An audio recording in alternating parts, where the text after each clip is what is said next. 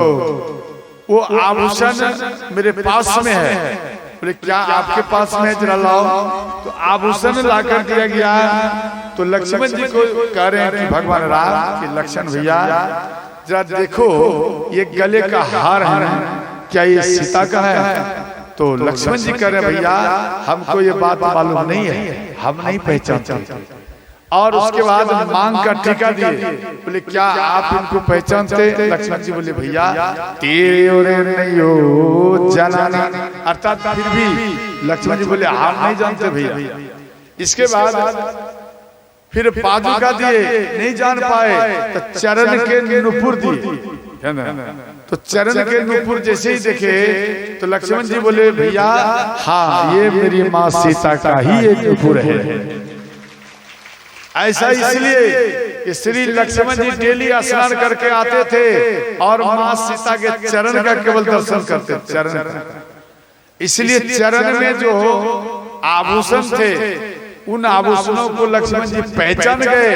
अंत में भगवान राम सीता का याद करके वहां पर रोने लगे और कहते हैं हे भगवान आप मत रोइए, आप मत रोइए भगवान, आप मत रोइए।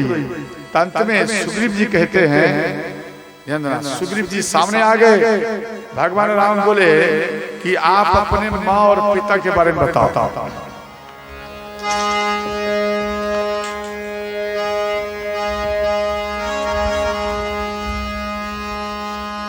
यहाँ कह रहे हैं कि आप अपने माता पिता का नाम बताइए। ब्रह्मानयन की चरनिकारी ले अंगूरी भोई ऊपर डारी। राम सिया राम जय जय राम। राम सिया राम जय जय। मंगल भवाय मंगल हारी उमा सहित त्रिपुरारी। राम सिया राम जय जय राम। राम सिया राम जय जय। हर हर महादेव।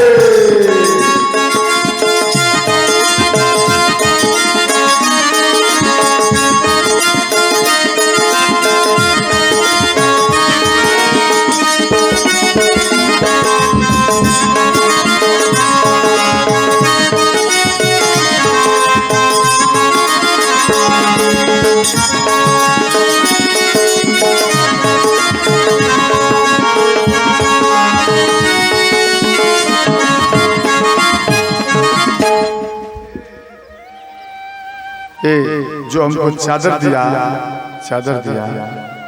बाबा के घर में गए। घर तो ठीक है लेकिन इसमें मात्र एक बाबा है और कोई नहीं है। समझे कोई नहीं है। अरे बेटा सुना सर्विस में रहता है और बहुत बड़ा पदवी पर है और वो बेटा एक पिता को छोड़ दिया और इनकी पत्नी है या नहीं है। बाबा की पत्नी है ना, ध्यान देना इनकी पत्नी है। और जब इनका शरीर में बुखार, देखो अब मैं इसके अंदर की बात बोल रहा हूँ। देखो जब इनका शरीर कभी कभी बिगड़ जाता है तो पति पत्नी बैठ करके रोते हैं। समझे इन्हें बाबा का मैं बात बोल रहा हूँ, किसी दूसरे का नहीं। ये बाबा पति पत्नी मिल करके रोते हैं और बेटा को अगर कोई वर्ड बोल देता है तो बेटा उधर से इतना बढ़िया स्वागत करता है कि फोन करना भी बेकार हो जाता है। अरे बेटा अच्छा स्थान पर गया है, माँ और पिता को ज्यादा खुशी है, लेकिन उस पिता का भी एक कर्तव्य, बेटा का भी एक कर्तव्य होता है कि मेरे पिता का शरीर काम नहीं कर रहा है, मेरे पिता के पास में कोई भी व्यक्ति नहीं है, कम से कम पिता को ले आओ, या नहीं ला सकता तो कोई सेवक को दे दो। ध्यान देना, कितना लेगा? 3000 रुपया महीना लेगा। अगर एक व्यक्ति, कोई युवक हो या कोई माता हो, इन बाबा का पति पत्नी को यानी दोनों को भोजन बना के बाबा देंगे, वस्त्र सफाई कर देंगे, अगर 3000 रुपया भी महीना देगा, उसके लिए क्या बहुत बड़ी बात है क्या? बोलो। तो इधर से कितना बड़ा आशीर्वाद मिलेगा। अगर आपके अंदर में नहीं है, फुर्सत नहीं है माँ और पिता का सेवा करने, कोई बात नहीं, एक सेवक को रख लीजिए तो भी आपका कल्याण ही कल्याण होगा। और आज ये बाबा अंदर से रोते हुए हमको बोले, बाबा हम क्या दें, हम क्या दूं? यहाँ पर हम अकेले हैं, केवल चौकीदार बनकर बैठे, यहाँ पर जोगवार करता है और कुछ नहीं। बोले बाबा कोई बात नहीं, हम बोल रहा हूँ बाबा कोई बात नहीं, भगवान राम कहाँ में प्रकट हुआ था? बोलिए। भगवान राम श्री कृष्ण कहाँ में जन्म लिया था? कारागार में लिया था, जेल में लिया था। ध्यान देना। और गोस्वामी तुलसीदास जी महाराज को भी जेल में दिया गया था, जेल में, कारागार में। ये जो आपका पुरानी दिल्ली है ना, पुरानी दिल्ली में इसको वहां के राजा इसको बंद कर दिया और गोस्वामी तुलसीदास जी महाराज कारागार जेल में ही हनुमान चालीसा लिखना प्रारंभ किए। और जब हनुमान चालीसा शुरुआत किया और जैसे ही अंत हुआ, जब लिखना शुरू किया और अंत हुआ, ये गोस्वामी जी जो लिखे तो वहां पर करोड़ों हनुमान जी आ गए। और करोड़ों हनुमान जी आ गए। उस टाइम में मुस्लिम का राज था और सब स्त्रियों के, पुरुषों के शरीर को नोच डाला, हाहाकार या अल्लाह अल्लाह करके भागते रहे, खुदा खुदा कर आ खुदा बचाओ, इस प्रकार से चिल्लाकर सब भागते रहे। एक तीव्र व्यक्ति बोले, वहां के मौलवी बोले, हे राजन आप बहुत बड़ा गलती किया। बोले मैंने क्या किया? बोले बहुत बड़ा गलती क्या है, एक तपस्वी, एक राम भक्त को आपने जेल में बंद कर लिया है, जल्द में उसको मुक्त करो वरना एक भी व्यक्ति जीवित नहीं रहोगे, वरना एक कपी सबको मार देंगे। तो वो तुरंत दौड़ते हुए गए और तुलसीदास जी महाराज के चरण में गिर गए और हाथ जोड़ लिए। बोले बाबा क्षमा करना, हम गलती किया। और जैसे ही ये बात बोले, ध्यान देना, तुलसीदास जी महाराज बोले कि आप एक काम करो, इस दिल्ली को छोड़कर चले जाओ, ये जगह अब हनुमान का होगा। क्यों? हनुमान यहाँ आ गया, ये हनुमान की नगरी होगी, इसलिए वो वहां के राजा निकल गया, मुस्लिम राजा थे वहां का निकल गया और दिल्ली एक नई दिल्ली बनाए, जो आप जानते हैं नई दिल्ली के नाम से जाने जाता है। नई दिल्ली फिर स्थापित हुआ और एक नई दिल्ली में पुरानी दिल्ली से वो भाग गए। अब देखो भक्ति में कितना शक्ति है, तो ध्यान देना। इसलिए आप उसी स्थान में भगवान का जाप करिए, भगवान राम आपको एक न एक दिन उसी स्थान में दर्शन देंगे। बोलो सच्चे दरबार की जय हो। तो ध्यान देना, तो यहाँ कहते हैं सुग्रीव जी को भगवान राम बोले आप अपने माँ और पिता का नाम बताओ, कौन है? तो सुग्रीव जी कह रहे हैं भगवान एक बार ब्रह्मा जी अपने नयन से किच्ची निकाले। किच्ची समझते? जैसे सो करके आप जगते ना सुबह में, तो आंख में किच्ची होता, तो ब्रह्मा जी को भी किच्ची हुए और वो किच्ची निकालकर भूमि ऊपर डाले, इन्हें पृथ्वी पे डाल दिया, एक सुरक्षराज प्रकट हो गए। ब्रह्मा जी सा बलवान। तो ब्रह्मा जी बोले कि आप पृथ्वी में जाइए और जितना राक्षस मिले वन में आप उसको पकड़ पकड़ कर पटक कर उसको मार। सुरक्षराज पृथ्वी में आए और जो राक्षस को देखे उसको पटक पटक कर मार दे। समझ गए? उसको मार दे। तो अंत में सुरक्षित ध्यान देना, इनको काफी वर्षों के बाद प्यास लगा तो वो एक सरोवर में गया। समझ गए? अब सरोवर में जल है, जल में अपना प्रतिबिंब देखा तो सुरक्षराज कहते हैं, ध्यान देना, कि इसके अंदर में सोचा कि कोई राक्षस है। अपना रूप नहीं देखा था वो कभी, वहां देखा कोई राक्षस है और सुरक्षराज बोले बाहर निकल, मैं तुझे मारूंगा। तो वो भी उधर से जैसे ही एक एक करे उधर से भी वो करे। आप जल में जैसे जैसे करोगे वो भी तो करेगा। तो वो कहता है कि बाहर निकल, तुझे मैं मारूंगा। उधर से भी कहता है बाहर निकल, मारूंगा। उसके बाद बोला अगर बाहर नहीं निकलेगा तो जल में घुस के तुझे मारूंगा। तो वो भी ठीक उसी तरह किया। अब अंत में सुरक्षराज को क्रोध आ गया और वो जल में छलांग मार दिया। जैसे ही छलांग मार दिए, जल के अंदर से जैसे ही बाहर हुए तो वह एक सुंदर नारी का रूप धारण हो गए, सुंदर नारी बन गए। तो अंत में ध्यान देना,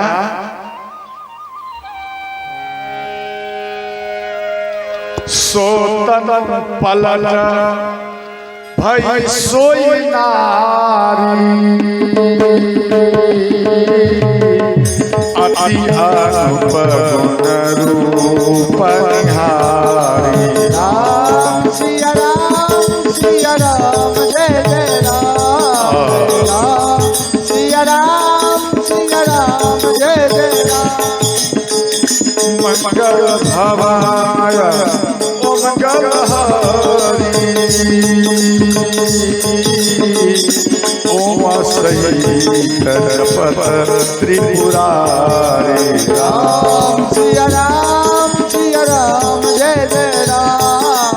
राम सिया राम, सिया राम जय जय राम।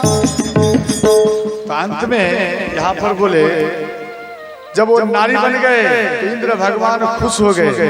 इंद्र भगवान के ऊपर मोहित हो गए, नारी के ऊपर मोहित हो गए। तो इंद्र भगवान का तेज बाल पर गिरे तो बाली प्रकट हुआ। और इसके बाद ध्यान देना, श्री सूर्य भगवान भी देख लिए तो ग्रीव, ग्रीव मना गर्दन। समझ गए? ग्रीव, ग्रीव मना गर्दन को ग्रीव कहा जाता है। तो सूर्य भगवान का तेज गर्दन पर गिरे थे, एक बालक प्रकट हुआ। उस बालक का नाम हुआ सुग्रीव। इंद्र सते बाल भा महावीर बल था, दिनकर सुत दूसर भयो तेहि सुग्रीव नाम। तो सुग्रीव जी का नाम हुआ। अंत में उन दोनों बालकों को लेकर के जल में आए और उसको नहलाए, अपने आंचल को भार करके दोनों बालकों को वस्त्र पहनाए और अपने शरीर को, ध्यान देना, जैसे ही जल में सफाई के लिए प्रवेश किए तो ध्यान देना वो तुरंत नारी से पलट करके वो पीड़ा हो गए, वो सुरक्षराज बन गए। तो उन दोनों बालकों को लेकर के ब्रह्मा जी के पास में गए और ब्रह्मा जी को कहने लगे, हे परम पिता ब्रह्मा जी, इन दो बालकों को मैं क्या करूं? बोले काम करिए, पंपापुर जाइए, आप उनको वहां रखना। किसकिन धाम है? आप वहां पे रखना और भगवान राम अवतार लेंगे तो भगवान राम का आपके बेटा बार बार सेवा करेगा। तो यहाँ आए और रहने लगे। ध्यान देना, दोनों भाई रहने लगे। तो एक बार श्री ध्यान देकर सुना, एक मैदानव का दो बेटा था। एक बेटा के नाम थे मायावी और एक का नाम थे दुदुम्भी। एक का नाम दुदुम्भी। तो दुदुम्भी बहुत दुष्ट था। वो हिमालय राज से युद्ध करने के लिए गए तो हिमालय राज हार गए। तो हिमालय राज बोले, अगर आप बलवान अपने आप को समझ रहे हैं तो आप एक काम करिए, आप जाइए, आप समुद्र देव से जीत कर दिखाओ। तो समुद्र देव के पास में आए, युद्ध के समुद्र देव भी हार गए। समुद्र देव बोले एक काम करो, अपने आप को अगर बलवान चाहते हो, हम बलवान हैं, आप जाकर बाली से युद्ध करके दिखाओ, जीत कर। आर्यदूत भी आया, बाली को ललकारे, बाली इन दोनों में भयंकर युद्ध हुआ और अंत में उनके दोनों चरण पकड़ के उनके शरीर को फाड़ दिया और दक्षिण दिशा की ओर फेंके एक भाग, तो वहां की पृथ्वी लाल हो गए। दक्षिण दिशा की ओर पृथ्वी लाल हो गए और उत्तर दिशा की ओर जैसे ही फेंके तो उत्तर दिशा की ओर ऋषि मुख पर्वत है, वहां पर मतंग ऋषि यज्ञ कर रहे थे, हवन कर रहे थे और जैसे ही उनका शरीर गिरा, फेंक दिया उत्तर दिशा की ओर, शरीर गिरा तो मतंग ऋषि नाराज हो गए और नाराज होने के बाद श्राप दिए और कहने लगे कि अगर बाली इन पर्वत पर अगर चरण रखेगा तो स्वतः ही बाली जल करके भस्म हो जाएगा। इसके बाद ध्यान देना, तो अपना भाई का मरण करके माया भी बाली को ललकार, तो बाली गदा लेकर इनका पीछा किया और माया भी एक गुफा में घुस गया।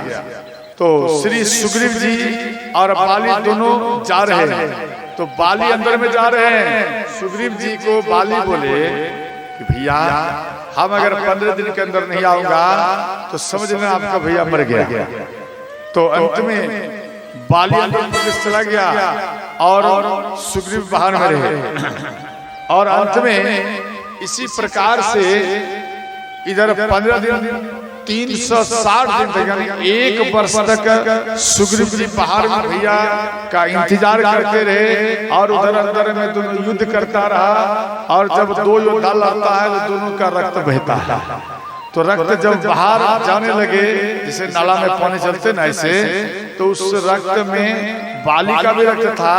तो सुग्रीव जी पहचान गए मेरे भैया का रक्त है, इससे मालूम पड़ता है मेरे भैया का मृत्यु हो चुका है। अंत में ध्यान देना, वो गुफा को बंद कर दिए और बंद करके वो घर में आया और घर में ये बात फैल गया कि भैया का मृत्यु हो गया। पूरा समाज का व्यक्ति मिलकर सुग्रीव जी का राज तिलक किए और अंत में उधर बाली मायावी को मार करके गुफा से बाहर आया, अपने राज्य में आए। तो यहाँ इनको ऐसा दुख पहुंचा कि गेट को बंद कर दिया, गुफा को बंद कर दिया और उसी टाइम में इसको क्रोध हुआ और यहाँ आकर के राज गद्दी पे बैठ गया। तो सुग्रीव जी को पीटना प्रारंभ किए। तो अपनी पत्नी रुमा को लेकर के जा रहे थे, तो ध्यान देना, तो बाली उनकी पत्नी के हाथ को पकड़कर अपने रूम में उनको बंद कर दिया और सुग्रीव जी को रगड़ रगड़ कर श्रोताओं मारने लगे। तो यह दुख सुन करके श्री भगवान राम दुखी में हुए। इसके बाद सुग्रीव जी कहते हैं, भगवान भैया बाली को आप मार सकते हैं जब ये 7 तार के वृक्ष को आप नष्ट कर दें। बोले कैसे? बोले एक ही बार में इसको काटना पड़ेगा। तो अंत में वहां पर इन्हें तार वृक्ष का प्रागट की कथा सुना। एक बार बाली 7 फल तोड़े नीचे में रखे, 8वां फल तोड़ने के लिए जा रहा है और जैसे ही 8वां फल यहाँ नीचे में रखने के लिए जा रहे हैं, तक्षक का बेटा नाग वो 7 फल को लपेट कर बैठे हुए। तो इधर बाली को क्रोध आया, जब मेरे इन फलों को आपने नष्ट कर दिया, जहरीला बना दिया, अब मैं तुझे नहीं छोड़ूंगा, अब मार दूंगा। गादा जैसे उठाए और वो तक्षक का बेटा एक मान में प्रवेश हो गया। जैसे ही प्रवेश किया तो बाली को क्रोध आया और बाली बोले कि आप मेरे 7 फल को नष्ट किया, जाओ आपके पीठ पर 7 तार का वृक्ष प्रकट हो जाए, यही मेरा श्राप है। तो तक्षक नाग आए, ये बात उनको मालूम पड़े। तक्षक नाग आए तो पुत्र साप सुनी क्रोध करी। तक्षक नाग भी दे रहे श्राप बाली को, पुत्र साप सुनि क्रोध करी, मन दुख भयो अपार, निश्चय मारे बाली को, जो यह वेदेता। यहाँ तक्षक नाग बोले जो इस पेड़ को एक बाण से काट कर गिरा देगा जड़ से, वही व्यक्ति बाली को मार सकता है। तो भगवान राम आए और एक ही बाण में, ध्यान देना, उन सातों वृक्ष को कई खंड कर दिए। शुरुआत भय सत खंड वृक्ष के जब ही सातों वृक्ष खंड हो गए और इसके बाद उनके नीचे से वो सर्प निकले। निकस्यो सर्प ताल तर तब, जैसे वो सर्प निकले भगवान राम के चरण में प्रणाम किए। भगवान राम बोले एक काम करो, बाली के गले में इंद्र के दिए हुए माला है, वो माला को ले आओ, उसी से इसका पावर बढ़ता है। तो रात हुआ, बाली उन माला को खोल कर रखकर सोते थे और तक्षक का बेटा गया और रात में उस माला को उठाकर ले आया, भगवान राम को दिया। भगवान राम का स्तुति विनती करके वो नागलोक चले गए। अंत में सुबह हुआ और सुग्रीव जी को बोले आप जाइए उनको ललकारिए। तो सुग्रीव जी गए बाली को ललकारने के लिए। तो बाली आया गर्जन करते हुए सुग्रीव जी का पिटाई करने लगे। इतना पिटाई किया, इतना पिटाई किया, अंत में वो किसी प्रकार से प्राण बचाकर भाग गए और हर अंग को तोड़ दिया। हनुमान जी उस पर मलहम लगा रहे हैं, हनुमान जी उनके शरीर में औषधि लगा रहे हैं, किसी प्रकार से ये ठीक हो जाए। समझ। तो भगवान राम को कह रहे हैं सुग्रीव जी कि हे भगवान, अगर आपको नहीं मारना था तो आप हमको क्यों भेजे, और अगर भेजे तो आप भैया बाली को क्यों नहीं मारे। इस प्रकार से कह रहे हैं। भगवान राम बोले हे महाराज सुग्रीव, हमको ये बात मालूम नहीं था कि आपका और बाली का दोनों का एक जैसा रूप है, हमको ये मालूम नहीं था। अब हमको मालूम हो गया आपका वस्त्र भी उसी के जैसा है, आपका वार करने का भी बाली के जैसा ही है, अर्थात दोनों का एक जैसा है। इसलिए हम समझ नहीं पाए कि मेरा मित्र सुग्रीव है या बाली है। तो सुग्रीव जी बोले भगवान आप इतना तो आप समझ लेते, जो पीट रहा था वो बाली था और जो पिटाई खा रहा था वो आपका मित्र सुग्रीव था। इतना तो आप समझ लेते। भगवान राम बोले हमें क्या पता, सबसे पिटेला आप ही हैं, आपको क्या मालूम, सबसे पिटाई ज्यादा खाने वाले आप, आपको क्या मालूम। अंत में एक माला पहनाया और बोले अब आप ये युद्ध करने के लिए जाओ। बोले नहीं भगवान। तो वहां पर भगवान राम अपना हाथ घुमाए, बोले कोई पीड़ा है शरीर में। बोले भगवान कोई पीड़ा नहीं। बोले ध्यान देना, अगर तेरे भैया बाली के अंदर में आपको मारने का क्षमता है तो ये राम के अंदर में आपको बचाने का भी क्षमता है। आप युद्ध करने के लिए जाइए। अंत में सुग्रीव जी भैया बाली को ललकारे और युद्ध करने लगे। तो जब यह युद्ध करे इनके अंदर में छल आ गया, क्यों माला दिया, थोड़ा सा इसका पावर बढ़ गया। अब ये सोचा अब भगवान राम का भी जरूरत नहीं है, अब इसको भैया बाली को हम ही मार देंगे।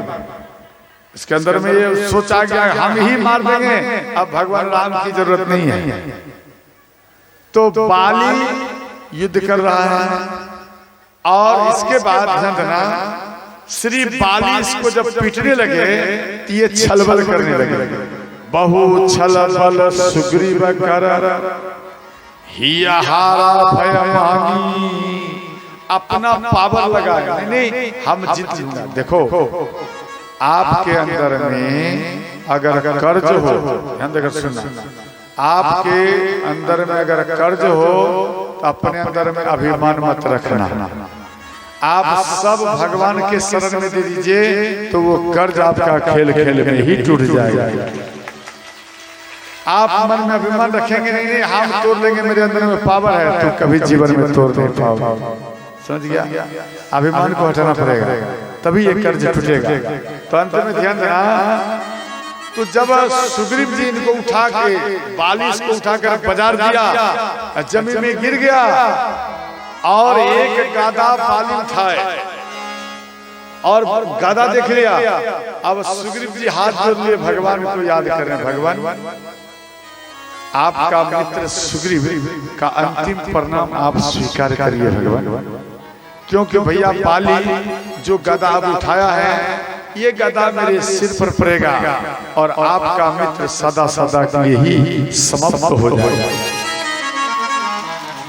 ध्यान रखना, शरण में आ गए, जैसे ही शरण में आए भगवान राम समझ गया इसका मन अब निर्मल हो गया है, अब इनका सुरक्षा करना ये राम का धर्म बन। भगवान राम जैसे ही बाण छोड़े तो बाली के सीने में लग गया, वो बाली ध्यान से गिर गया। भगवान राम आए, बाली बोले भगवान हमने क्या अपराध किया, हमने क्या अपराध किया, आप तो धर्म के लिए अवतार लिया है और आप हमको ब्याज की नाई मारे, हमने क्या अपराध किया। यहाँ कहते हैं हे बाली आप अपराध की बात करते हो, सुनो आप अनुज बधो भगनी सुत नारी, सुनो सच कन्या समाचारी। राम सिया राम जय जय राम, राम सिया राम जय जय राम। मंगल भवाय ओ मंगल हारी, ओम सही त्रिपुरारी।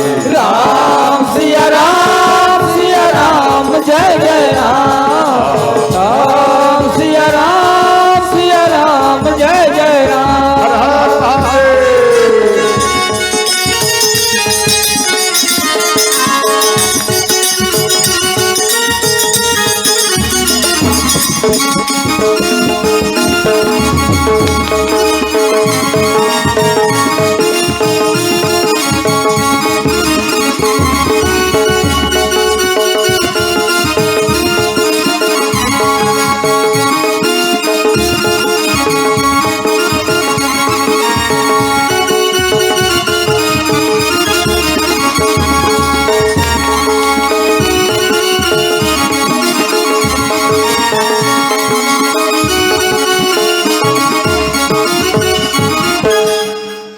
आपके गांव में भी बनरी सेना है, देखो कैसे बैठा हुआ है दीवार में, सब हनुमान है या नहीं? बोलो हनुमान जी है, अर्थात वो बजरंग दल है, उसके लिए भी जरा जोरदार करताल बजाइए। अभी तो पूरे विश्व में श्री हनुमान जी के जो सैनिक हैं बजरंग दल वो हिला के रख दिया है, समझे? अच्छा खासा पावर आ गया। ध्यान देना, जैसे मोदी पूरे हिंदुस्तान को हिला रहा है उसी प्रकार से ध्यान देना ये हनुमान के जो सैनिक हैं बजरंग दल ये भी पूरा पृथ्वी में अभी हिला रहा है हिंदुस्तान में। तो ध्यान देना, इसके बाद कहते हैं भगवान राम कि हे बाली आपके तो मैंने कौन सा अपराध किया? अरे आपने बहुत बड़ा अपराध किया। आपके जो भाई हैं उनकी जो पत्नी है वो आपकी भाभो है। ध्यान देकर समझ। अच्छा बताइए, आपके जो छोटे भाई हैं उनकी पत्नी आपको कौन लगेंगे? भाभो, और आप लगेंगे भासुर, भैंसुर। समझ गया? आप लगे भैंसुर, आप हुए भाभो। ध्यान देना। तो अच्छा एक बार बताइए कि आप अपने भैंसुर को क्या बोलते हैं? भैया कहते हैं। आपके छोटे भाई की पत्नी आपको क्या बोलते हैं? बोलिए जोर से। भैया कहते हैं। जी कितना बढ़िया से सटा दिया, भैया जी, बहुत अच्छा। आपको कहते हैं भैया जी, आप उनको भैया बोले तो आपको वो कौन लगेगी बताइए जरा, सीने पर हाथ रखकर बोलना। कोई स्त्री आपको भैया बोल दिए तो आप उनको क्या बोलेंगे? हाँ, बहन बोलेंगे। ध्यान देना, अर्थात आपके छोटे भाई की जो पत्नी है वो भावो भी है और बहन भी है और बेटी भी है और वो भैगनी का भी रूप है। चार रूप आपके लिए है। और हे बाली, आपने बहुत बड़ा अपराध किया। ये चार रूप आपके भावों में है, आपके छोटे भाई की पत्नी में है, और ये चार रूप में उसका दर्शन करना चाहिए। और आपने यहाँ बहुत बड़ा अपराध किया जे आप अपने पत्नी के समान उनके साथ व्यवहार किया, इसलिए सबसे बड़ा तुम अपराधी है, इसलिए हम तुझे बात। इधर तारा आई, तारा रोने लगी, भयंकर रुदन किए और बाली भी रोने लगी। तो तारा के बात को सुनकर भगवान राम बोले कि हे बाली, अभी मैं तेरे शरीर को वज्र के जैसा कर देता हूं। भगवान राम बोले कि बाली रुक जा, मैं तेरे शरीर को अभी कवच बना देता हूं, सुरक्षित कर देता हूं, आपको कुछ नहीं होगा, आप खड़े हो जाएंगे। तो बाली कहते हैं भगवान,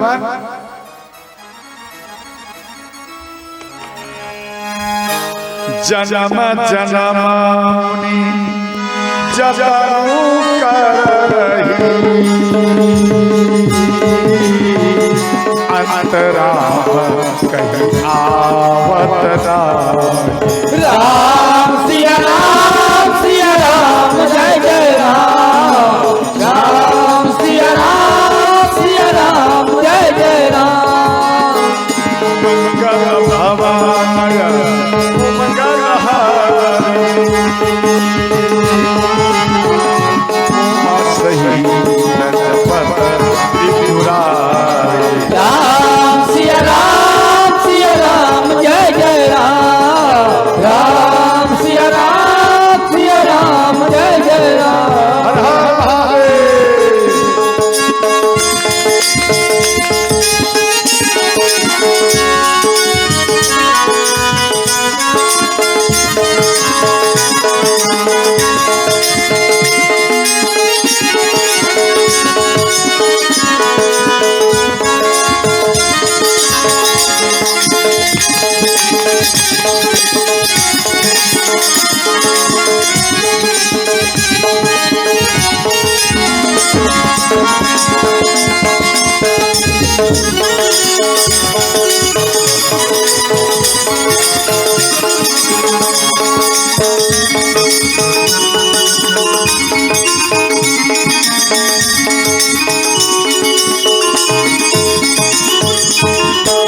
यहाँ कह रहे हैं कि हे भगवान, साधु संत करोड़ों जन्म बीत जाता है लेकिन आपका दर्शन नहीं कर पाता, और आज मैं बहुत भाग्यवान हूँ जो मरते समय में आज हमको आपका दर्शन हो रहा है, इसलिए ये अवसर हम नहीं छोड़ सकते।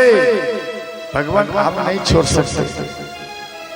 बाली के सिर में बाण लगा हुआ है और दर्द भी कर रहा है, और अंत में सुग्रीव का हाथ पकड़कर बाली भगवान के चरण में दे दिया और कहने लगे, अंगद का हाथ पकड़कर भगवान राम के चरण में दे दिया और कहते हैं कि बेटा, माता पिता आज के बाद आप भगवान राम को ही मानना और इनके चरण में आप रहना। कभी बेटा अगर कोई कष्ट आ जाए तो आप अपना कष्ट का बारे में भगवान राम को सुनना, और आपका कष्ट भगवान राम अवश्य आपका हरण करेंगे। देखो, दो भाई लड़ रहा है, दो भाई लड़ रहा है, और कोई दूसरा व्यक्ति अगर उसको मार दिया या से आप मार दिया, वो भाई मर गया। मानो वो भाई मर गया तो मर जाएगा, प्राण छोड़ देगा। जब भाई के लिए परिवार रोने लगेगा, तब जो भाई मार रहा था वो भाई को बचपन का उसको याद आने लगता है। यही वो मेरे बड़े भाई हैं जिन्होंने हमको लालन पालन कर इतना बड़ा किया। एक भाई था, ध्यान देना, छोटा भाई, उसको पाल करके बड़ा किया, और कुछ हिस्सा बंटवारा में गड़बड़ हो गया तो छोटा भाई, ध्यान देना, बड़ा भाई विशेष कुछ नहीं बोलता था, बड़े सीधे साधे थे, और छोटा भाई दारू पी लिया, और वो जो कुट्टी काटता है, क्या बोलता है उसको, मशीन, कुट्टी ऐसे घुमा काटने वाला, उसमें जो वो रहता है गरसा या फरसा, जो समझो, वो निकाल करके और बड़े भाई के शरीर में चला गया, और भाई बचने के लिए चाह रहा है बार बार, और वो छोटा भाई उसको रगड़ रगड़ कर उसके गर्दन में मारते रहे, और अंत में जब वो भाई को इतना गरसा चलाया, इतना गरसा चलाया, कोई भी व्यक्ति उसको नहीं बचा पाया। और वो भाई कहता है, भैया आप मेरा पूरा संपत्ति ले लो, लेकिन हमको मत मारो, हमारे छोटे छोटे बच्चे हैं, उसको कौन पालन करेगा। वो भाई रोता है, आप हमको मत मारिए भैया, सब संपत्ति ले लो, लेकिन वो दारू के नशे में उनके बात को नहीं रखे, और अंत उस गरसा से जीते जी उसको काट दिया। ये बात मालूम पड़े थाना में, और उनको पकड़ कर ले गया, और वो थाना में वो भाई रोता है, जब नशा छूट गया भाई रोने लगा कि आज मैंने बहुत बड़ा अपराध कर दिया, जो अपने भाई को ही इन हाथों से हम हत्या कर दिया, जो भाई बचपन से लेकर आज तक हमको एक बेटा का सम्मान दिया,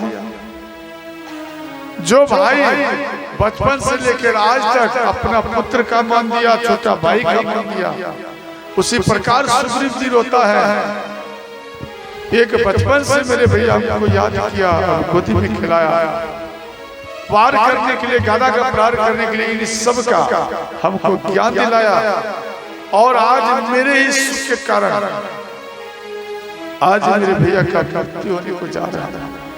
सुग्रीव जी उधर छिप कर रो रहा है, इधर ध्यान देना, सुग्रीव बाली ध्यान देना, तारा को बोले देवी अब तो हमारा मृत्यु हो जाएगा, ये कम करना, आप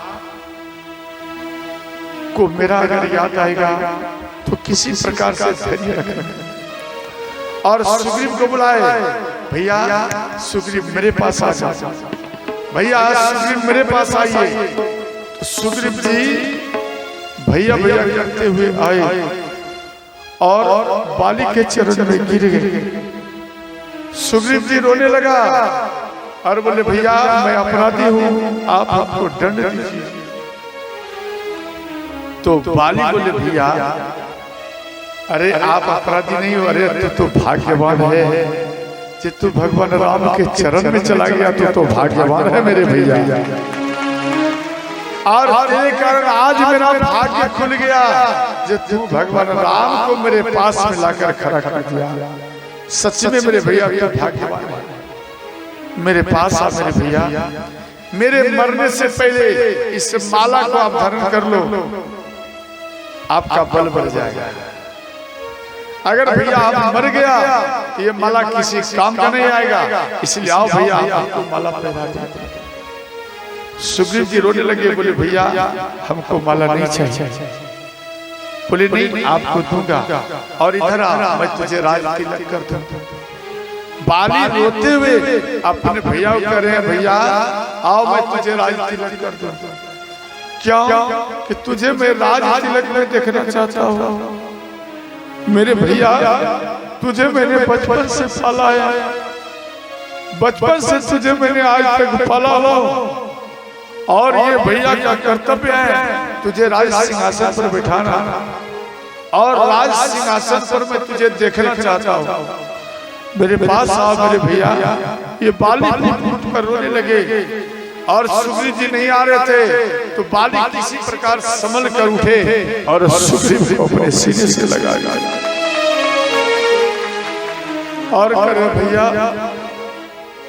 क्यों आप हमसे दूर हो रहा, मेरे भैया आपसे दूर क्यों हो रहा। तो अंत में माला पहरा दिया और वो माला पहनने के बाद उसके अंदर में पावर आ गया और जो बाण सीने में लगा था जो रक्त बह रहा था और वो रक्त अंगूठा में लेकर सुग्रीव जी का राज तिलक किया और कहने लगे महाराज सुग्रीव की जय हो, महाराज सुग्रीव की जय हो। ये इस बाली इस प्रकार से अपने भाई का राज तिलक करके और मुस्कुराते हुए आंखों का बिंदु है रो रहा और बाली बोले भैया ये जो देवी तारा है इन देवी तारा के ऊपर आप कृपा रखना और कभी भी कोई आंखों में आंसू मत आने। ये बहुत सीधी सादी है, ये बहुत सीधी सादी है और इनकी आंखों में भैया आप कभी असर बिंदु मत आने देना। ये बहुत भोली है और अपना बेटा के समान अपना अंगद को अपना बेटा के समान रखना। और अंगद को बोले बेटा आज से तेरा यही पिता है, आप आज से इसको आप पिता समझना और आज के बाद बेटा मेरा दर्शन तुझे नहीं होगा, मेरा दर्शन नहीं होगा। जब पिता प्राण छोड़ने लगता है समाज का किसी भी एक व्यक्ति को पकड़ लेता है और कहता है बेटा आज के बाद तेरा यही पिता होगा, यही माँ होगा। इस प्रकार से पिता और बड़े भाई संबोधन करते हैं और अंत में सामने में भगवान राम को देखे और राम राम कहते हुए श्री बाली प्राण को ही श्रोताओं त्याग दिया। मां तारा व्याकुल होकर के रोने लगी और अंत में भगवान राम को ज्ञान की बात बताए और इसके बाद देवी तारा के अंदर में ज्ञान प्रकट हुआ और अंत में अग्नि संस्कार किया गया और इसके बाद श्री सुग्रीव जी को राजगद्दी पर बिठाया गया और फिर सुग्रीव जी को बुलाया गया। ध्यान सुग्रीव जी आए और ध्यान देना भगवान राम के काज हेतु आए तो हनुमान जी को बोले हनुमान जी जहाँ जहाँ में कपि है सबको आप निमंत्रण दीजिए जो भगवान राम के काज हेतु सबको इन पर्वत पर आकर हमसे मिले। हनुमान जी तुरंत कम टाइम में ही हनुमान जी हर जगह घूम गए और सबको निमंत्रण दिए, सब कोई आए। ध्यान देना सब कोई आए और सबके भगवान श्री राम ये समाचार पूछे। ऐसा एक भी नहीं थे जिसको ना पूछे भगवान राम, ऐसा नहीं सबको पूछे और अंत में ध्यान देना अस कपि एक सेना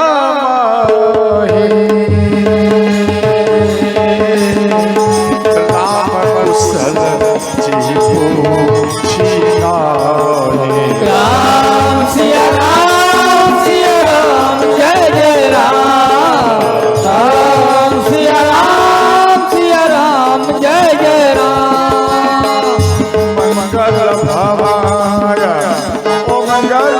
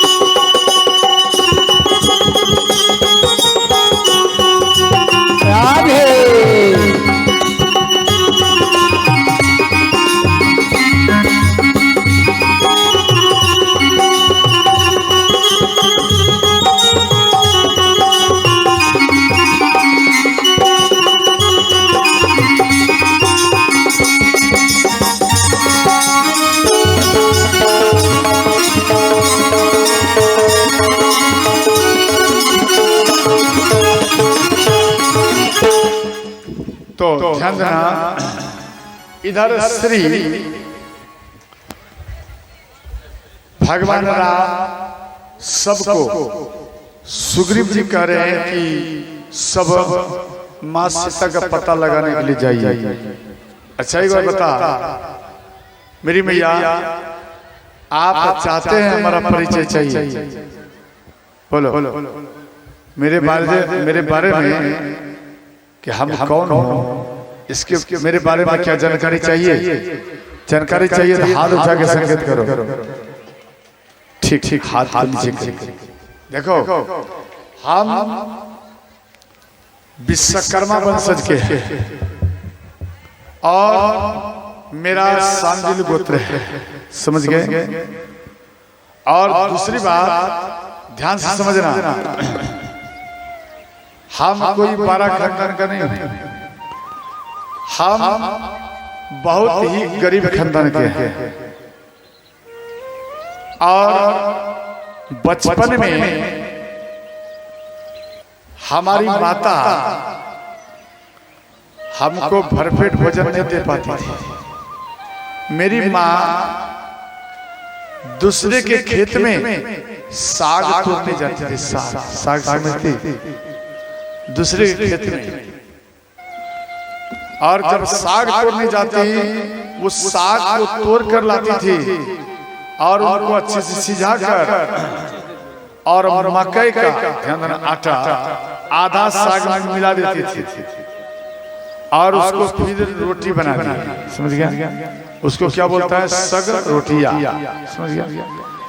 तो वो सग रोटिया हो गया और आधा में साग हो गया। समझ गए? और उसको हम पाते थे और उस टाइम चलता था खेरी का भी भात, उसको भात कहा जाता था। समझ गया? खेरी का छोटे छोटे दाना होता है, एकदम सरसों से भी पतला, और वो समाट में बड़े मेहनत लगता, बड़ा मेहनत। उसको कूट करके कंप्लीट किया था। आपके नगर में हम किसी के घर में ये बात चर्चा चला खेरी का, तो उसको सेवन करते थे। कैसे? लोढ़ा चुन कर लाते थे। लोढ़ा समझते? जैसे आप खेरी का वो नहीं, लोढ़ा में उसको क्या कहते हैं? जैसे कूटने वाले को भी कुछ देते ना, तो मेरी मैया वो खेरी को कूटते थे, भाप कर उसके बाद सुखा के कूटते थे। इतना तो हमको याद है, शायद इसी प्रकार से करते थे। अब तो धीरे धीरे हम भूल गए। तो मेरी माँ वो कूटते थे और कूटने के बाद जो कुछ उसको इच्छा होता था वो देते थे, तो उसी को लाकर घर में बना करके खाते थे। एक बार की बात है, मेरी माता दूसरे के खेत में कोई साग तोड़ने के लिए गई और वो खेत वाला व्यक्ति, ध्यान देना, वो खेत वाला व्यक्ति वो देख लिया मेरी मैया को और वो दौड़ते हुए आए और कई प्रकार का गालियां भी दी। और उसके बाद उनके आंचल से जैसे पहले आए तो आते ही मेरी माँ को एक तमाचा मारा। अब क्यों मार रहे हो? बोले मेरे खेत में क्यों तोड़ी? बोले भैया आपके फसल का तो नुकसान नहीं कर रहा, हम तो साग तो तोड़ रहा। बोले बिना पूछा के तोड़ी क्यों? उसके बाद डंडा से पीटी। मेरी माँ रोने लगी। इसके बाद मेरी माँ के जो आंचल में कुछ साग था, उन साग को छीन लिया गया, उसी पे गिरा दिया। उसके बाद कई डंडा का प्रहार किया, मेरी माता को धक्का मार के बाहर निकाला। मेरी माँ वो घर में आई, उसमें गरम पानी करके उसमें सेक लगा। जब को मालूम पड़े हम रो पड़े। बोले भैया साग तोड़ने पर भी मारता है। बोले बेटा क्या करोगे? कोई बात नहीं बेटा, ये दूसरे का खेत है ना, अपना खेत नहीं है, ये दूसरे का खेत है। बेटा दूसरे में जाओगे तो पीठ पड़ी। मेरी माँ कोई भोजन नहीं बनाई, क्यों? कोई व्यवस्था नहीं है। तो अंत में मेरी माँ भूखे से, हम बच्चा है, बच्चा को कुछ अगर भोजन नहीं मिलता तो वो सोता नहीं है। हमको नींद नहीं आ रहा था, ठंड का समय था, और मेरी माँ सो गई। सोएगी क्या? वो रो रही। सोएगी क्या? जिसका बेटा भूखा हो, बच्चे भूखा हो, माँ कभी जीवन में सो नहीं सकती है। वो माँ कभी नहीं सोएगी। और दादा दादी हमारे ही संग रहती थी, वो भी भूखे सो गए। और इधर दादाजी बड़े पिताजी के पास में रहते थे, और वहां उनको हर प्रकार का सुख था। लेकिन आखिर उनकी भी तो पत्नी है। अगर उनकी पत्नी पहले क्या करे, माँ और पिता का भी बंटवारा होता था। माँ मेरे तरफ रहेगी, पिता आपकी तरफ रहेगी। माँ को लेकर कहीं और चला गया और पिता यहाँ है। देखो इन संसार में अगर आपको विशेष भक्ति चाहिए तो माँ और पिता को जीवन में कभी अलग मत करना, क्योंकि माँ और पिता दोनों के प्राण हैं। अगर माँ पिता दो जगह से बट जाएगी, इनका बल कम पड़ जाता है, इनका दिमाग काम नहीं करेगा, इनका पावर कम हो जाएगा। ये उनको याद करेंगे, वो इनको याद करेंगे, भोजन भी नहीं पा सकते। तो मेरे दादा ना इनको दे दिया। उस टाइम में चलता था खुद्दी का चावल, खुद्दी जैसे टूट गया चावल और उसको कोई भी बनावे वो ढेला बन जाता। हमको जहां तक अब याद है वो ढेला बन जाता था, और वो ढेला दे दिया, दादा के थाली में दे दिया है, और दादा वो खा नहीं पा रहा। उसको मालूम है कि आज मेरे छोटे बेटा के घर में भोजन नहीं बना। दादा खा नहीं रहे। क्यों? कि उनकी पत्नी अर्थात हमारी दादी भूखी सोई हुई, इसका ज्यादा चोट हुआ। हम बगल में डर के मारे बैठे। क्यों? अगर कोई देख लेगा तो वो पीटता भी था। हम बगल में खड़ा है, और दादा जब सब चला जाए तब थोड़ा इधर उधर देखकर वो हमको एक ढेला दे दिया, एक ढेला खुदी का दे दिया। अर्थात दादा अपना पेट को काट कर, अपने भोजन को काट करके वो हमको देते थे। भले दादा हमारे चले गए, लेकिन जीते जी दादा दादी का इनका विशेष हम बार बार याद करते रहते हैं। और दादा थोड़ा सा ही भोजन पा करके ज्यादा पानी पी करके सो जाते थे, और वो ढेला लाकर अपनी माँ को दिए, मैया इसको पाओ। कहाँ से लाया बेटा? तो दादा तो बोले बेटा तूने पाया? बोले हाँ हाँ पा लिया। हम बोल दिया पा लिया। अरे माँ के सामने में झूठ बोलेंगे कि माँ हमने भोजन पा लिया? अरे माँ के सामने में कितना भी झूठ बोलो वो पचेगा नहीं, क्योंकि माँ आपके मुख को देख करके ही कह देगी तू भूखा है। थोड़ा दादी को दिए और थोड़ा माँ भी पाई, छोटी बहन छोटे भाई थे उनको पवा, और इसके बाद थोड़ा हमको भी दिए।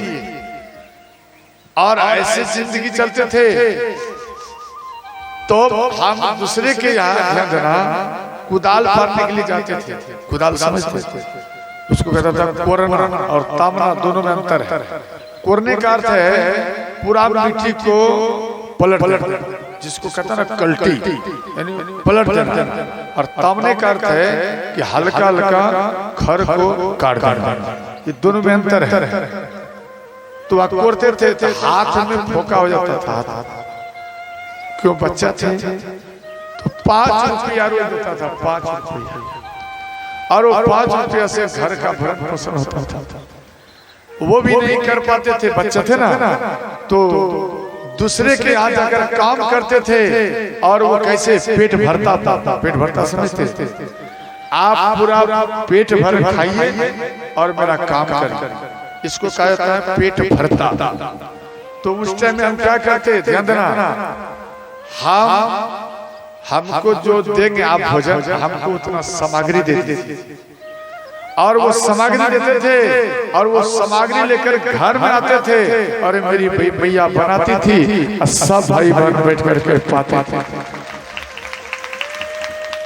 और ध्यान देना, इस प्रकार से उस टाइम में रामधुनी में फ्री फंड में जाते थे, रामधुनी होता था। आप अगर नहीं कराएंगे ना तो फ्री में आएगा, और 11 रुपया एक धोती दे दिया, मान तो खुश हो गया, और भर पेट खाइए, नाच कूद राम राम जपिए। तो खाने के ख्याल से हम भी जाते थे, राम राम जपते थे, ध्यान। और इसके बाद धीरे धीरे मेरे दिमाग में राम का शब्द घुस गया। जब राम का शब्द घुस गया तो अंत में हम एक गुरु को बनाए।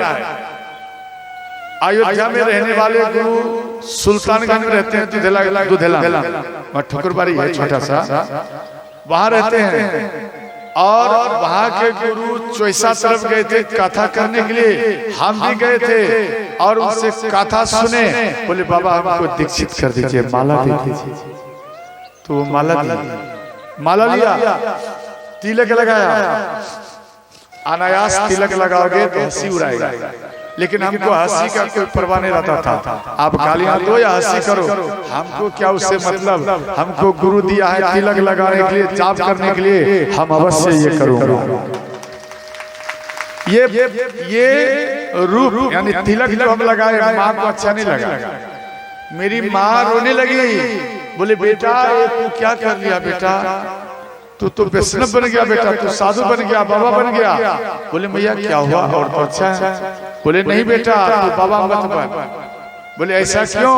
बोले बेटा जो बाबा बनता है वो अपनी माँ और पिता को छोड़ करके भाग जाता है। पहले ऐसा होता था, पहले ऐसा होता था। वो क्या बोलते, गुदरी मांगने वाले बाबा बीन बजाते थे, बिन बोलते क्या बोलते, गोपी चंद, गोपी बाबा, वो गुदरी मांगते थे। और उस टाइम ज्यादा वो मिलते, जब तो दिखाई नहीं पड़ता, तो वो गुदरी मांगते थे। और वो अपने पत्नियों से भिक्षा लेकर भाग जाते थे, माँ से भिक्षा लेकर के भाग जाते थे, बहन से भिक्षा लेकर भाग जाते थे, वो नहीं रहते थे। उस टाइम ये ज्यादा चला था, इसलिए मेरी माँ को डर हो गया कि मेरा ये 12 बेटा, हम बहन भाई में 12, समझ गया, ये हमारा 12 बेटा भाग जाएगा तो फिर हम किसके सहारे जीवेंगे। मेरी माँ इस कारण से रोती थी।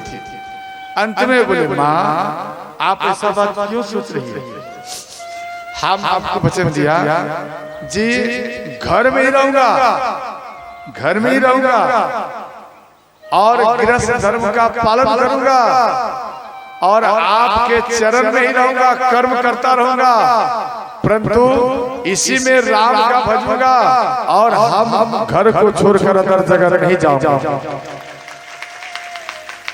ध्यान देना, माँ के चरण में रह, माँ का सेवा किया, माँ का स्वागत किया। छोटे छोटे भाई हैं उनका भी स्वागत किया, वो धीरे धीरे बड़ा हुआ। और ध्यान देना, एक भाई था जो मेरे के बाद में था, जब बड़ा हुआ विवाह शादी कर दिया तो उनको रिएक्शन दवाई हुई। हम लोग मूर्ख आदमी नहीं समझ पाया और कहा जाऊं, उस टाइम व्याकुल हो गए। अंत में मेरे भाई हमको छोड़कर चले गए।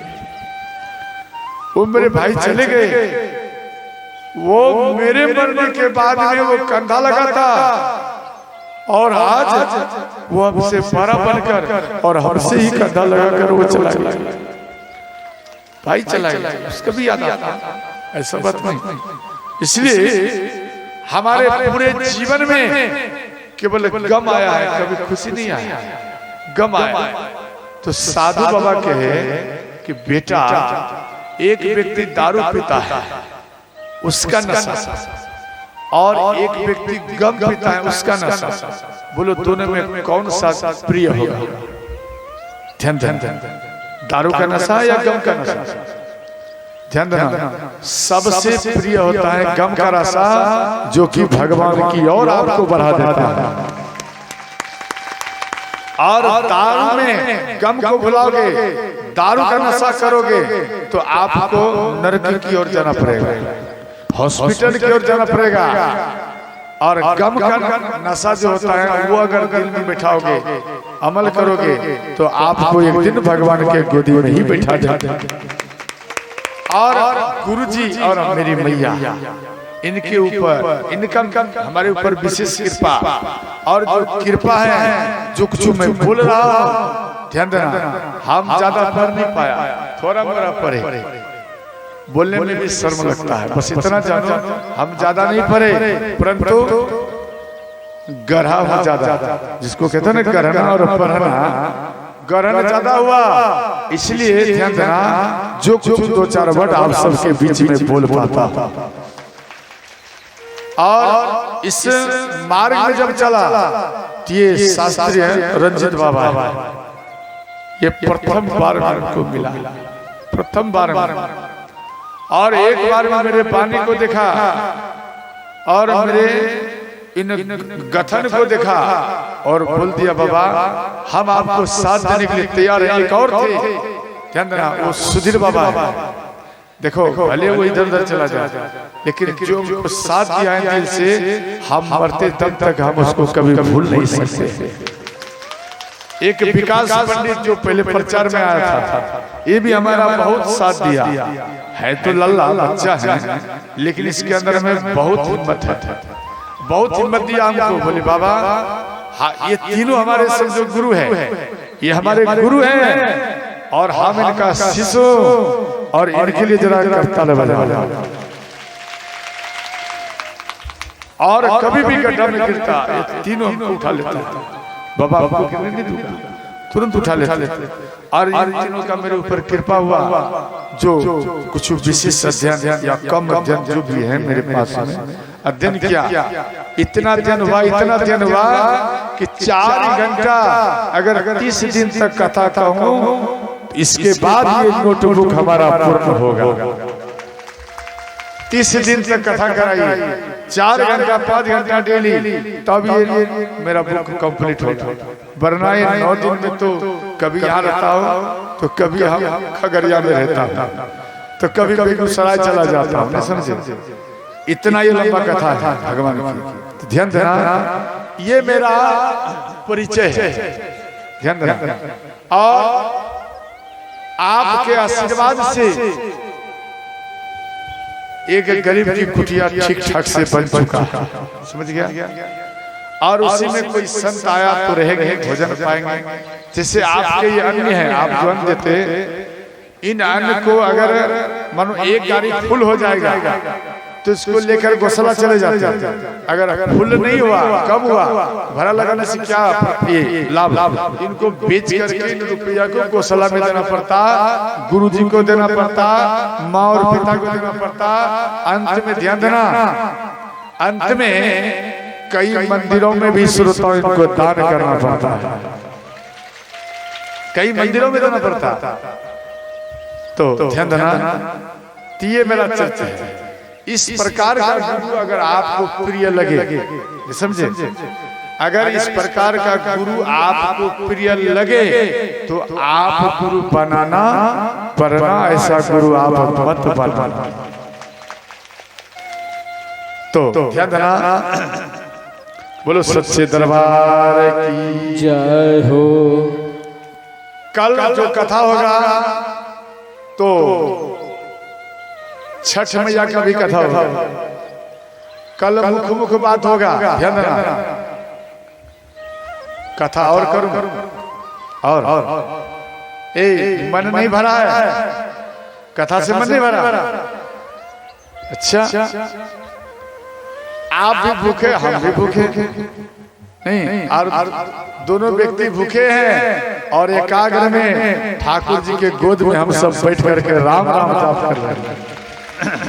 इसको कहते हैं उपवास। उपवास में राम राम करना विशेष लाभ। सबको हर तरफ हनुमान ये सुग्रीव जी भेज दिए, और एकांत में कौन है ध्यान देना, श्री हनुमान जी हैं बैठे हुए चुपचाप। भगवान राम बोले हनुमान जी मेरे पास आइए। आप क्यों चुपचाप बैठे हैं, आप मेरे पास में आए। तो अंत में श्री हनुमान जी आए, तो केवट को देने के लिए मां सीता जो मुद्रिकाएं भगवान राम को दिए थे, तो उस टाइम में केवट जी नहीं लिया, तो वो मुद्रिकाएं भगवान राम के ही अंगुलियों में रह गए। और वही मुद्रिकाएं खोलकर ध्यान देना भगवान राम हनुमान जी को दिए कि सीता से आप अगर भेंट होंगे तो आप परिचय के रूप में ये मुद्रिका देना और कहना कि आपके राम दिन रात आपको याद करते रहते हैं। तो अंत में हनुमान जी चले जय श्री राम करते हुए, हेमा नाम पुरा दिव्य रूपन विश्वकर्मण, अर्थात भगवान विराट स्वरूप विश्वकर्मा भगवान की एक बेटी थी हेमा, और इनकी सखी थी देवांगना। तो हेमा को रामचरितमानस पूर्ण ज्ञान है, रामचरितमानस पूर्ण ज्ञान है, और वो देवांगना को कथा सुनाए मैदान के गुफा में। तो जब कथा पूर्ण हुआ तो हेमा बोली अब चलो अपने लोग, बोले नहीं हम यहाँ रहूंगी, क्योंकि आप कथा में बोले हैं हनुमान जी इन मैदान के गुफा में एक बार अवश्य आएंगे अपना सैनिक के साथ, हम दर्शन करूंगी और दर्शन करके भगवान राम का दर्शन करूंगी, उसके बाद हम अपने लोक में आऊंगा। तो देवांगना यहाँ रही, हेमा चली गई विश्वकर्मा लोग, ध्यान देना। इसके बाद हनुमान जी इनके पास में आए, ध्यान देना ये अध्यात्म रामायण में बात दिया गया था, आप इनको देख सकते हैं। और इधर हनुमान जी जल प्यास लगा इनको, तो सब जल ढूंढते हुए मैदान के गुफा में घुस गए, और वो हेमा देखी, बोले कौन है? तो हनुमान जी बोले हे माता हम भगवान श्री राम के दूत हनुमान हो। ये बात सुनते ही देवांगना खुश हो गई। और ध्यान देना दो कल्प का नाम है, एक कल्प का नाम है स्वयं प्रभा और एक कल्प का नाम है देवांगना, समझ गए। और अंत में ध्यान देना देवांगना इस बात को जान गए कि हनुमान जी आ गया है। हनुमान जी का दर्शन किए और बोले जाइए स्नान करिए, जल पीजिए, कंदमूल फल पाइए। इसके बाद हनुमान जी बाहर जब होने लगे, ऐसा गुफा था किसी भी गुफा में प्रवेश करे बाहर नहीं आवे, फिर घूमकर अंदर में ही आ जाए, बाहर नहीं निकल पाए। तो हनुमान जी बोले हे माता हम बाहर नहीं हो पाता हूँ, क्या करूं? तो अंत में बोले देवांगना एक काम करो, नयन को बंद करो, हम आपको तपस्या के बल से आपको समुद्र के किनारे में छोड़ देता हूँ। और माँ सीता को लंकापति रावण ले गया है और वो लंका में रखा है, आप इस समुद्र को पार करेंगे, उसके बाद ही माँ सीता से आपको भेंट हो जाएगा। अपने तपस्या के बल से समुद्र के किनारे में दिए और नयन को खोले, समुद्र के किनारे में पाए। इसके बाद देवांगना भगवान राम का स्तुति करके चली गई। अब इधर सब कोई सोच रहे हैं, सब कोई सोच रहे हैं कि पार कैसे हो। तो वहां पर ध्यान देना, वहां पर ये सनपाती थे, सनपाती ये सब जीवों को देखकर मन में विचार किया अब तो भोजन पाऊंगा, अब तो भोजन पाऊंगा, एक ही बार दिया है। और कहते कहता है संपाति, अरे क्या देख रहे हो, एक काम करो, आप सब मर जाइए, इसी जगह रहो, मर जाओ, और हम आपके शरीर को नोच नोच कर मांस को खा जाऊंगा। बहुत दिनों से भूखा हो। और अंगद जी नाराज हो गए, मन में सोचे भाई यहाँ तो माँ सीता का पता नहीं लगा है, समुद्र पार कैसे होगा, और यहाँ पर इधर आफत आ गया, ये भी हमको खा जाएगा, तो मर जाऊंगा। तो अंत में ध्यान देना, यहाँ कहने लगे इससे तो अच्छा था गिरिराज जटायु कम से कम मरते मरते भगवान राम के काज में अपने प्राण को ही निछावर कर। यहाँ कहते हैं, ध्यान देना, ये बात जैसे सुने, क्या मेरे भैया का मृत्यु हो गया, बोले हाँ, तो तिलांजलि दिए। उसके बाद संपाति बोले, अंगद जी माँ सीता लंका में बैठी है, अशोक वाटिका में वो रो रही है। देखो गिद्ध को देखने का क्षमता 400 योजन तक दूर देखने की पावर है उसके नयन। हम लोग 1 किलोमीटर तक नहीं देख सकते हैं, सोचो 1 किलोमीटर देख सकते हैं। और गिरिधराज जटायु यानी गिद्ध, इनको देखने की क्षमता है, गरुड़ जिसको कहते हैं। अंत में इधर ये बात को सुने, और माँ सीता का जैसे ही संपाति देखे, इनका पंख जल गया था सूर्य भगवान के ताप से, इसलिए माँ सीता देखते ही एक नया पंख आ गया, जैसे ही आया राम राम करते हुए उड़ गए। और इधर ध्यान देना, नल बोले कि हम 60 योजन तक जा सकता एक छलांग। इसके बाद नील बोले हम 50 योजन तक जा सकता। इसके बाद द्विविद, ध्यान देना, द्विविद कपि बोले हम 40 योजन जा सकता। और मयंक बोले देखो हम 80 योजन तक जा सकता। जामवंत जी बोले देखो हम 90 योजन तक जा सकता। अब ध्यान देना, 90 योजन तक हम जाऊंगा तो जल में गिर जाऊंगा, और जल में गिरूंगा तो डूब जाऊंगा। तो अंत में बोले अंगद जी बोले, अंगद कहो संकोप तब अभी जाओ पार, मोहि सुरत मुनि साप की संशय फिर दीवार। क्या कहते हैं, हम तो जा सकते हैं परंतु आने में हमको संकोच है। क्यों? गुरु का श्राप हमको लगा। ध्यान देना, चंद्रमा नाम का मुनि था, और उसके यहाँ अंगद जी पढ़ते थे, और रावण का बेटा अक्षय कुमार भी पढ़ते थे। अंगद जी उसको बार बार मारते थे, अंगद जी अक्षय कुमार को बार बार मारते थे। तो चंद्रमा ऋषि अंगद जी को श्राप दिए, आज के बाद अगर मारोगे तो तू जल करके ही भस्म हो जाओगे। इसलिए अंगद जी कह रहे हैं जा तो सकता हूं, देखो बाली के समान उसके अंदर में बल था, जा तो सकता हूं परंतु आने में कुछ संशय है, इसी कारण बताया। अब सब कोई मन में सोचे भाई कैसे होगा, कौन जाएगा। ध्यान देना, इस प्रकार से कह रहे हैं। यहाँ कहते हैं, ध्यान देना, हनुमान जी चुपचाप बैठे थे, तो कहते हैं हे हनुमान जी, जामवंत जी कह रहे हैं कि आपके अंदर में अतुलित बल है, गुरु के श्राप के कारण आप भूल गया है। यहाँ पर इनके बल का याद दिला रहे हैं, फिर भी हनुमान जी का बल नहीं बह रहा है। यहाँ कहते हैं कहे उरीच पति सुनु हनुमाना, कहे उरीच पति सुनु हनुमाना। जोर से करताल बजाइए। हम लोग कहाँ जा रहे हैं मालूम है? लंका जा रहे हैं, ठीक है।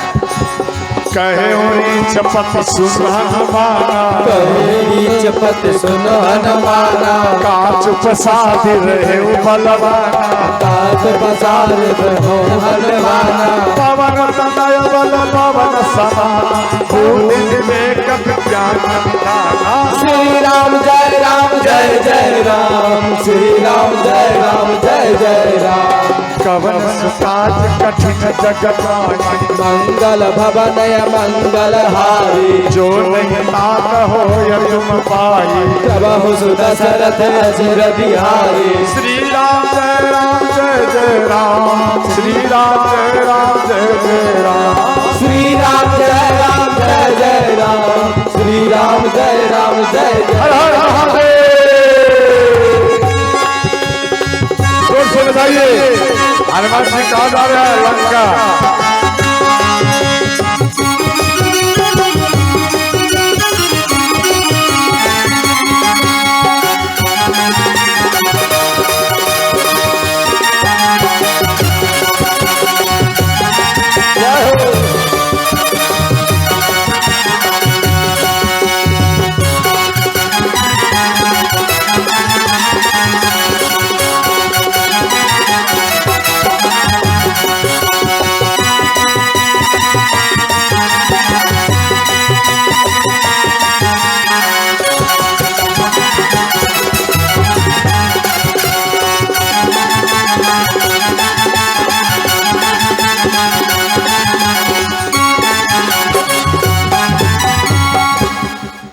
देखो इतना बात बोल दिया हनुमान जी को कोई फर्क नहीं हुआ। इतना बात बोल दिया हनुमान जी को कोई फर्क नहीं पड़ा।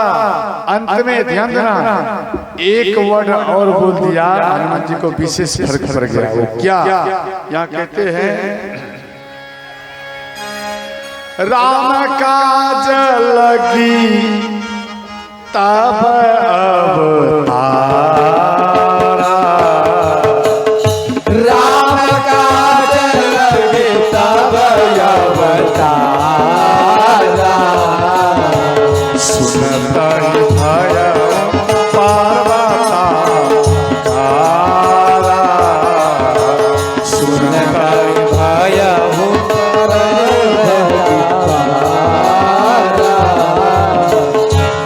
देखो कितना भी इनको याद दिलाया और कई बात बोला हनुमान जी को कोई पावर नहीं आया। जैसे ही बोल दिया राम काज लगी तब अवतारा, अर्थात हे हनुमान जी आपका जो जन्म हुआ है भगवान राम के काज के लिए ही आपका जन्म हुआ है। ये जैसे ही कान में सुने हनुमान जी पर्वताकार खड़े हो गए। अब सोचो इतना बड़ा हो गया कि हनुमान जी को जो ये तल्लू है, तल्लू समझे चरण का, इसका लंबाई में जामवंत जी का ऊंचाई हो गया। सोचो चरण का जो तलवा है उनका मोटाई और जामवंत जी का खड़ा। सोचो कितना लंबा हो गया आपा। और इसके बाद कहते हैं हे जामवंत जी हम क्या करूं, लंका को उठाकर समुद्र में डूबो दूं या लंका में जितना राक्षस है रावण है सबको मार दूं, मां सीता को ले आओ। आप हमको आदेश करिए। बोले नहीं नहीं ऐसा मत करो, आप एक काम करिए आप सीधा लंका जाइए और मां सीता का सुधी लेकर आप आई। तो हनुमान जी ध्यान देना पर्वताकार में है और हनुमान जी जितना छोटे छोटे बंदर थे ना, छोटे छोटे कपी, उनके चरण में प्रणाम कर रहे हैं। हनुमान जी कह रहे हैं कि हे महावीरों सब, हम मां सीता का पता लगाने के लिए जा रहा हूं, मेरे पास में कुछ बल नहीं है, इसलिए आप हमको आशीर्वाद दीजिए। अब छोटो सोचिए छोटे छोटे हनुमान जी हैं और ये कपी छोटे छोटे हैं, हनुमान जी पर्वताकार हैं। अब वो कैसे सबके चरण में प्रणाम किए होंगे, जरा दिमाग लगा। कैसे चरण में प्रणाम किए होंगे? झुक करके चरण में प्रणाम किए कि आप हमको आशीर्वाद दीजिए, जब लंका में मां सीता का पता लगाने के लिए जा रहा हूं ताकि हम सुरक्षित चले आओ, इसलिए हम आप आशीर्वाद ध्यान देना। बारा वो नहीं होता जो दूसरे को झुका दे, ध्यान देना। 12 वो होता है जो स्वयं झुक जाए, समझे? 12 वो नहीं जो दूसरे को झुका दे, अरे 12 वो होता है जो दूसरे के सामने झुक जाए। ध्यान देना, जो दूसरे के सामने में झुक जाता है, याद रखना उसके सामने में स्वयं भगवान भोलेनाथ और राम झुक जाते हैं। इन बात को काट बंद कर रखना, समझ गया? इसलिए झुक करके जीने का जिज्ञासा रखो, सीखो, झुक कर सीखना। और इसके बाद प्रणाम किए और सिंधु नाम का पर्वत था, समझ गया? और सुंदरकांड क्यों पढ़ा? इसलिए सिंधु नाम का पर्वत के ऊपर से हनुमान जी शुभ कार्य किए और पहले पर्वत को हिलाए 3 बार। क्यों? इसलिए इसके अंदर में सर्प बिच्छू है या कोई मुनि है, कोई तपस्या करता होगा और हम छलांग मारूंगा, हो सकता है ये पर्वत जमीन में धंस जाए। जब ये धंस जाएगा, पताल चला जाएगा, तो फिर सब मर जाएंगे। इसलिए हिलाए 3 बार। ये कीर्तिवास रामायण में बात दिया गया, ये आनंद रामायण में भी दिया गया। उनको हिलाए, सर्प बिच्छू भाग गए। हनुमान जी उस पर खड़े हो गए और कैसे पार हुआ बताओ? प्रथम कल्प की कथा है। हनुमान जी जो पार हुए हैं समुद्र में, जैसे आप नाला कैसे पार होते? नाला नहीं समझते? नलके का जो पानी जाता है तो उसको क्या बोलते हैं? नाला। अच्छा बताइए, आप जो नाला पार होती हैं, क्या नौका लगाना पड़ता है? नैया, बोलो ना। नैया तो नहीं लगा के पार करना पड़ता, एक चरण इधर दूसरा चरण उधर, यही ना करते हो? उसी प्रकार से ध्यान देना, या ज्यादा पारा है थोड़ा सा छलांग मार देते हो, यही ना? एक चरण इधर दूसरा चरण ऐसे रखते हो ना, थोड़ा सा छलांग मार के। ठीक उसी प्रकार से हनुमान जी जय श्री राम किए। ध्यान देना, एक चरण इस पार में और दूसरा चरण जो उधर किया, थोड़ा सा जगह बच गया, समझे? जैसे आपका थोड़ा जगह बच जाता है तो आप थोड़ा झटका मारते ना, जैसे हनुमान जी थोड़ा सा जगह बच गया, झटका मारे और लंका में ही जाकर हनुमान जी खड़े हो गए। वही थोड़ा झटका के कारण ये पर्वत पताल में चला गया, झटका के कारण पताल में चला गया। ये प्रथम कल्प की कथा है। और इधर जितना कल्प है ये तो आप सब जानते ही हैं, कौन कौन रास्ते में मिले, समझ गए? इसके बाद पार हुए और छोटा रूप बनाया, ध्यान देना, मशक समान रूप कपि भाई। अर्थात हनुमान जी मशक समान रूप धरे। मशक किसको कहता है मालूम है? मच्छर को कहा जाता है, समझ गया? देखो, सुपनेखा का बेटा 5 है, आपको मालूम है? कौन कौन बेटा है? मालूम सब है, लेकिन जान नहीं रही है कि यही सुपनेखा का बेटा है क्या? ध्यान देकर सुनना, सुपनेखा का बेटा एक है मच्छर, समझ गया? दूसरा है खटमल और तीसरा ढीला। नहीं होता है? आप लोग तो उसमें विशेषज्ञ हो। ढीला, उसके बाद शरीर में जो होता है उसको क्या कहता है? चमगुदरी, चिल्लर, और एक और है चमोकन। हाँ, चमोकन, समझ गया? 5 है। तो ध्यान देना, ये पांचों क्या करता मालूम है? ये आपके शरीर को खून चूसे, समझा? खटमल मना उड़ीस होता है, तो ये सब आपको क्या करता है? खून चूसता है। और ये पांचों बेटा खास बेटा सुपनेखा का, समझ गया? इससे बच के रहना। और ध्यान देना, एक व्यक्ति हमसे प्रश्न किया, बाबा हनुमान जी जब सूक्ष्म रूप बनाए, यानी कि मशक समान रूप बनाए, तब तो छोटा हो गया, और उनके पास में जो मुद्रिकाएं दिए वो तो दिखाई देता होगा, तो भारी लगता होगा। नहीं, मान लिया जाए मच्छर को और अंगूठी बांध दिया जाए कमर में, वो कभी उड़ पाएगा? बोलो ना। अगर मानो हनुमान है, बलिष्ठ है, ये उड़ भी जाए, लेकिन अंगूठी तो 12 है, वो तो दिखाई देगा, देखा या नहीं? लेकिन याद रखना। अच्छा एक बात, हनुमान जी जब मच्छर का समान बने, पहले तो पर्वत के समान बन गए और तुरंत मच्छर के समान बने, तो पर्वताकार जो हुए तो उसका लंगोटी कितना बड़ा हो, ध्यान देना, और तुरंत मच्छर जैसा हो गया तो उसका लंगोटी कैसा हो गया? सोच लंगोटी हो गया या ढीला हो गया? विचार करिए ना, ढीला हो गया होगा, लंगोटी भाग गया होगा। विचार कर देखो, ऐसा बात नहीं है। हनुमान जी के पास में गदा भी है, तो गदा तो और भारी लगता होगा।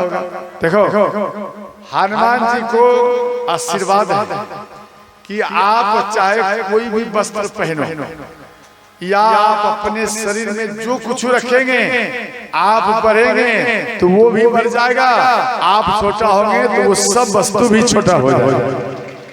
समझ गया? इसलिए सब कुछ, लंगोटी भी छोटा हो जाए, ऐसा नहीं भाग गया, लंगोटी छोटा हो जाए और इसके बाद गदा भी छोटा हो जाए, हनुमान जी भी छोटे हो गए और जा रहे। जैसे ही जा रहे थे तो लंकनी मिली। लंकनी कह रही, अरे कहाँ जा रहे हो चोर के सवार? चोर तो मेरा आहार है, रुक जा मैं तुझे खा जाऊंगा। हनुमान जी को क्रोध आया। हनुमान जी बोले, लंकनी चोर तेरा अगर आहार है, लंकापति रावण मां सीता का चोरी करके लाया है, क्यों नहीं तू लंकापति रावण को खा गई और कहती है कि चोर मेरा आहार है। एक मुष्टि का प्रहार किए और लंकनी ध्यान से जमीन में गिर गई। व्याकुल हो गए, ब्रह्मा जी का याद आया। अंत में लंकनी कह रही है, हनुमान जी आप प्रसन्न होकर के आप प्रवेश करिए। कहती है लंकनी, प्रवेशी नगर। याद सुनना, आप अगर घर बनाती है या आप घर बनाते हैं तो घरवास करते हैं ना, आप घरवास में मानो रुपया आपको करने के लिए नहीं है ज्यादा रुपया, तो आप एक रामायण ले लेना, एक गौ माता को ले आना और एक कलश विधि बता रख देना, ध्यान देना, रख देना और 100 परिवार मिलकर आप राम राम करते हुए भगवान राम को हृदय में बैठाकर राम राम करते हुए महल में प्रवेश कर देना। उत्तम कोटि की इसी को गिरिवास कहा जाता है। यहाँ चौपाई, ये चौपाई को पाठ करके प्रवेश करना, ऐसा नहीं दौड़ जाना। समझ गए? यहाँ लिखा है गोस्वामी जी, आप रामायण में भी देख सकते हैं। प्रवेशी नगर कीजे सब